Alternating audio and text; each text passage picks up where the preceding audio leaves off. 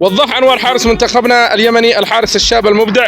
أنا لما طالبت فيه في فيديو سابق أنه يحرس أمام المنتخب العماني في بطولة كأس الخليج تحت 23 عاما، كان من أجل 3 أشياء. الحاجة الأولى لأنه حارس متمكن ومبدع وعنده إمكانيات ليحرس ويدافع عن شباك منتخبنا اليمني. الشيء الثاني لأن أكثر الجماهير اليمنية تحب هذا الحارس لأنه قدم مع منتخباتنا الوطنية أداء رائع ومبدع جدا جدا جدا. الحاجة الثالثة وهي الأهم، أسامة مكرف غلط أمام المنتخب الإماراتي وتسبب في هدف ثالث وصعب المباراة علينا أمام الإمارات وصعب المباراة علينا أمام عمان. لكن مش معناته أنه بعض العنصريين يدخل في صفحتي ويقول لأنه من الجنوب ما حد خلاه يلعب، لأنه من الجنوب. لكن إن شاء الله بإذن الله وضح ستمثل منتخبنا اليمني الجنوبي في الجنوب العربي. يا جماعة الخير ارتقوا، عيب.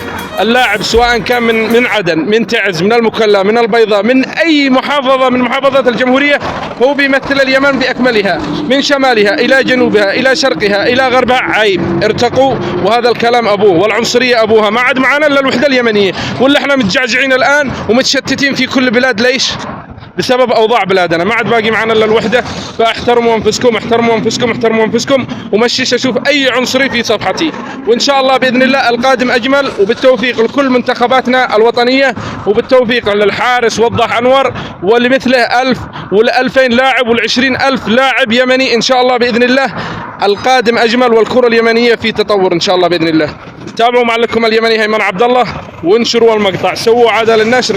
وتحياتي للجميع من اجل الوحدة اليمنية ومن اجل الوطن. اللي ما يعرفش الوطن عرفوه الوطن. انشروا المقطع. تحياتي للجميع.